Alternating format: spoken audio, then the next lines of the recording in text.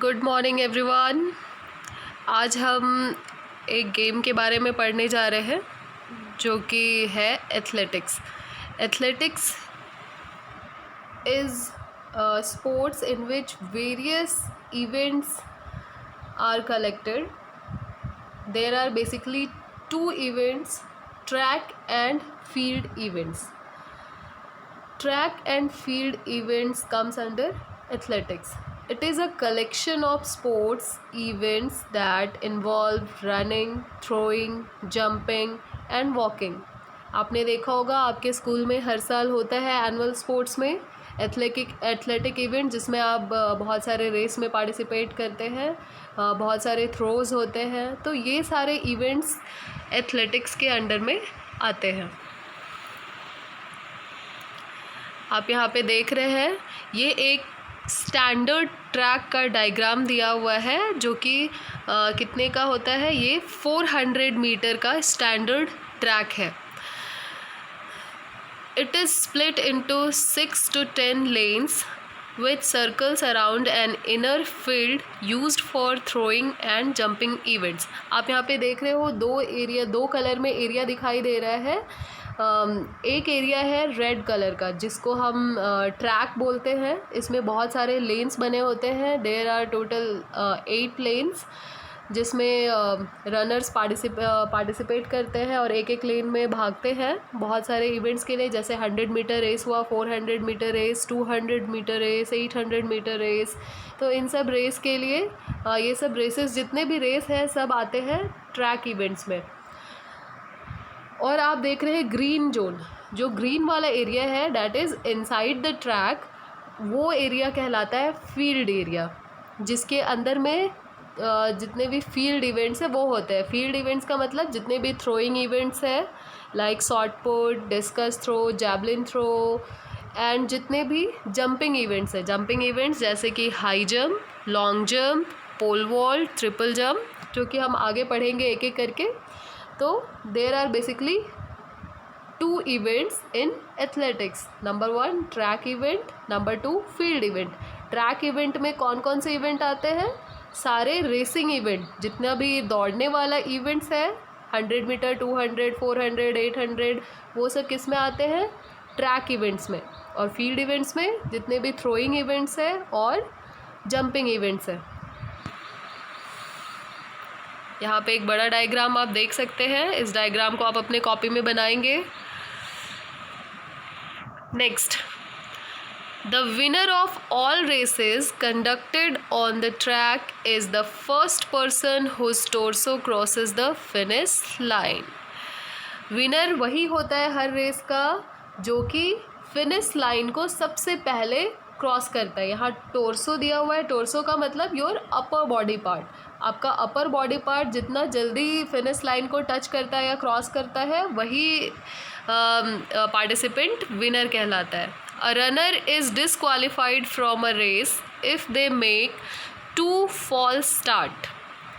आप देखे होंगे कोई भी रेस स्टार्ट होने से पहले प्लेयर्स पोजीशन लेते हैं, फिर गन फायर होता है, कमांड दिया जाता है, तब वो रनिंग स्टार्ट करते हैं। तो अगर इस प्रोसीजर में कोई भी प्लेयर गलत स्टार्ट लेता है तो उसको डिस्क्वालीफाई किया जाता है। तो कब डिस्क्वालीफाई होगा? अगर वो 2 गलत स्टार्ट करता है, या तो वो गन शॉट होने से पहले ही भाग गया, या फिर उसका पोजीशन सही नहीं है, या फिर उस लाइन को टच कर दिया है जिसको उसे टच नहीं करना है।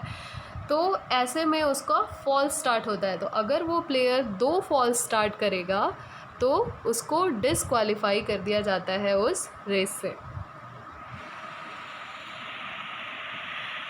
अब यहाँ पे हम बात करेंगे रेस कैसे स्टार्ट करते हैं। तो सबसे पहला जो फैक्टर है रेस स्टार्ट करने के लिए, that is your starting block. आप यहाँ पे पिक्चर में देख सकते हैं, पैर के पास, दोनों पैरों के पास एक ये लोहे का बना होता है जिसको हम ज़मीन में फिक्स करते हैं अपने अपने स्टांस के अकॉर्डिंग। मतलब हर एक प्लेयर का पैर के बीच में गैप अलग अलग होता है। जो लंबा प्लेयर होता है वो थोड़ा ज़्यादा गैप लेता है पैरों के बीच में, जो छोटे प्लेयर्स होते हैं वो कम गैप लेते हैं। तो अपने पैर के हिसाब से हम यहाँ पे ब्लॉक को फिक्स करेंगे। तो इसको हम ब्लॉक बोलते हैं। जो लोहे वाला मटेरियल आप देख रहे हो पिक्चर में, दिस इज़ कॉल्ड ब्लॉक, जिसमें अपना पैर को वो फिक्स करते हैं। device made up of two adjustable pedals that allow sprinters to give themselves momentum during a start. यहाँ पे पैर फिक्स करके रखा हुआ है, तो इसका बेसिक रीज़न क्या है रखने का कि जैसे ही गन शॉट होता है तो प्लेयर्स क्या करते हैं, इसको पीछे पुश करते हैं, जिसकी वजह से जैसे ही वो पुश करेंगे तो उतना ही फोर्स उनको आगे की डायरेक्शन में भी मिलेगा, जिससे हेल्प मिलता है उनको रेस स्टार्ट करने में, कितना फास्ट वो स्टार्ट कर सकते हैं। आपने न्यूटन्स लॉ आप आगे चल के पढ़ेंगे कि न्यूटन्स का एक लॉ है कि every action has equal and opposite reaction. हम जितना भी फोर्स लगा के कोई एक्शन करते हैं उतना ही फोर्स हमें वापस मिलता है। फॉर एग्ज़ाम्पल, जैसे आप किसी बॉल को ज़मीन पे ड्रिबल कर रहे हैं तो आप जितना फोर्स लगा के बॉल को नीचे फेंकेंगे बॉल उतना ही ऊपर आता है। तो उसी तरह जितना फोर्स लगा के हम पैर को पीछे पुश करेंगे ब्लॉक में, उतना ही फोर्स हमें ब्लॉक आगे की तरफ देगा, जिससे हमें स्टार्ट होने में हेल्प मिलता है। रेसेस, अब रेस भी होता है जिसमें बहुत तरह के रेसेस होते हैं। एक होता है शॉर्ट डिस्टेंस रेसेस और दूसरा होता है मिडिल डिस्टेंस रेसेस। तो शॉर्ट डिस्टेंस रेसेस में क्या क्या होता है, जैसे कि 50 meter race, 100 meter race and 200 meter race, 400 meter race, 600 meter race, ये सारे रेस शॉर्ट डिस्टेंस रेसेस में आते हैं। दूसरा होता है middle distance race. Middle distance race जो कि 800 मीटर से स्टार्ट होता है और 1500 meter race. Middle distance race में दो ही रेस आते हैं, 1500 and 800। Short distance races, 100 meter, the shortest running event in athletics. जो आप 50 मीटर जैसे आपके स्कूल्स में होता है, तो वो सब स्टैंडर्ड रेस नहीं है, मतलब नेशनल लेवल पे ये सब रेसेस नहीं होते 50 मीटर रेस। जो स्टैंडर्ड रेस है नेशनल लेवल इंटरनेशनल लेवल पे वो है 100 meter race, the shortest running event in athletics. 200 meter, as with the 100 meter, the 200 meter requires instant acceleration, but it also needs stamina to maintain the speed for the duration of the race. आप देखे होंगे 100 meter race में क्या होता है कि बहुत ही speed में, बीच में वो स्पीड स्लो नहीं होता, एकदम फुल स्पीड में एथलीट स्टार्टिंग से फिनिशिंग लाइन तक दौड़ता है। लेकिन 200 मीटर रेस यहाँ पे डिस्टेंस बढ़ जा रहा है, तो यहाँ पे क्या होता है कि आप स्टार्ट तो एकदम फास्ट करते हो, बीच में थोड़ा सा मतलब आप स्लो होते हो ताकि आपको बहुत ज़्यादा डिस्टेंस कवर करना है, तो आप जल्दी से थक ना जाओ, इसलिए थोड़ा सा स्लो होता है, लेकिन फिर वो फास्ट जैसे फिनिश लाइन की तरफ पहुँचने वाले होते हैं तो एकदम फास्ट जाते हैं। That is called acceleration. Acceleration means आपकी वेलोसिटी, आपकी स्पीड में कितना इंक्रीज़ हो रहा है, दैट इज़ योर एक्सेलरेशन। तीसरा है 400 meter race, the distance of one circuit around the track. पहले आपको ट्रैक के पिक्चर में दिखाया था वो कि जो कि एक पूरा चक्कर जो है वो कितने का होता है, 400 मीटर ट्रैक का।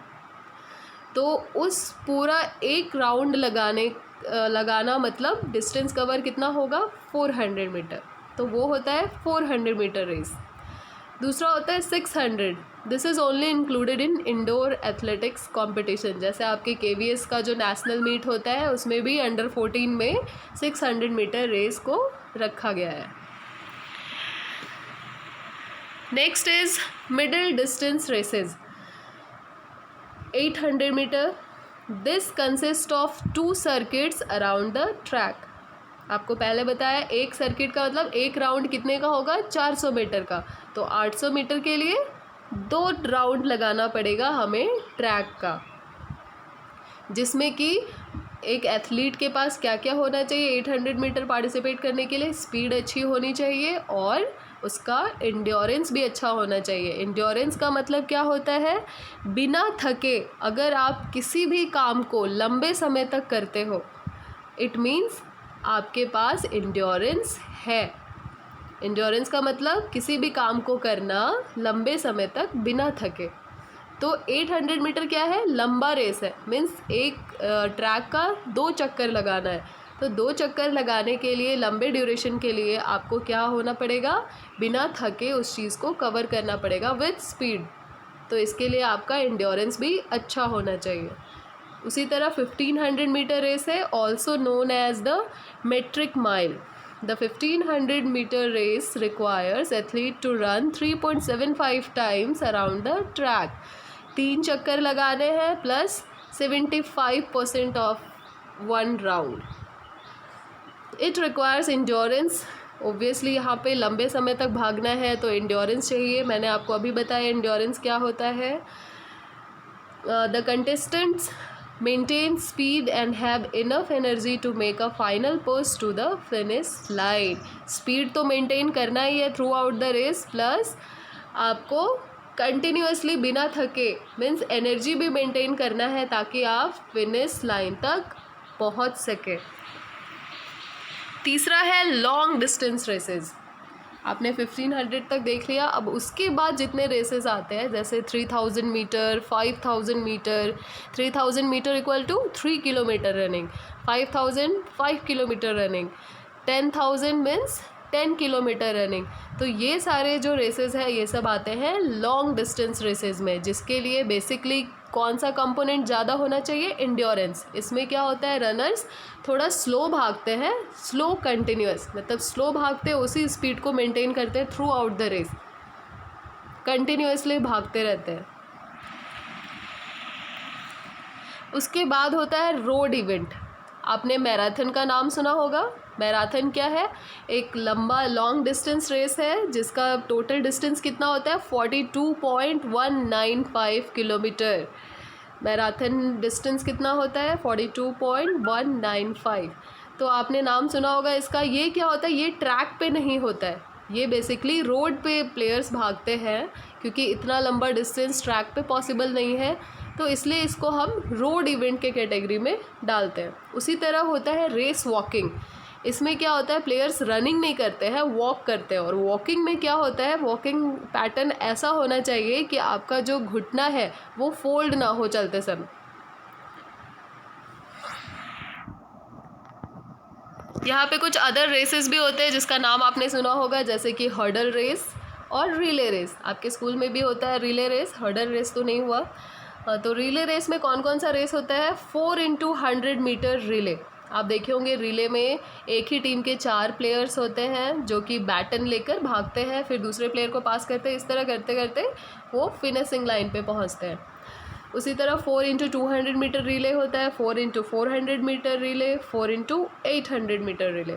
हर्डल्स में 110 मीटर रिले जो होता है, 110 meter and 110 meter relay male के लिए होता है. मीन्स जितने भी मेल एथलीट्स होते हैं उनके लिए होता है 110 मीटर रिले. और 100 मीटर यहाँ पे मिस्टेक हो गया है, यहाँ पे 100 मीटर हर्डल होना चाहिए.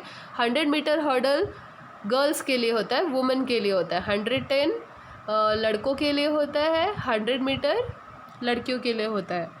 उसके बाद है 400 meter hurdle and 3000 meter hurdle. अब हम यहाँ हर्डल के बारे में देखेंगे. हर्डल्स क्या है? आप यहाँ पिक्चर देख सकते हो हर्डल का. आपने देखा होगा टीवी में, न्यूज़पेपर में. ये मतलब जो भी आपका ट्रैक होता है उस हर लेन में ऐसे हर्डल्स लगाए हुए रहते हैं जिसके ऊपर से क्रॉस करके जाना होता है बिना हर्डल को गिराए. प्लेयर्स को जंप करते हुए रेस दौड़ना पड़ता है. हर्डल क्या है? Hurdle are track event for the simple reason that they done in a track field. Hurdle races are run as sprint. Runners jump over the hurdle in the specific distance. एक specific distance पे बहुत सारे hurdles रखे जाते हैं जिसके ऊपर से जंप करके रेस लगाना पड़ता है. It is an event where participants race to the finish line while leaping over obstacles along the way. The standard distance is 100 meter or 110 meter or 100 meter for women and 400 meters for men. ठीक है, 110 metres and 400 metre जो hurdle होता है वो men के लिए होता है एंड 100 मीटर फॉर वुमेन.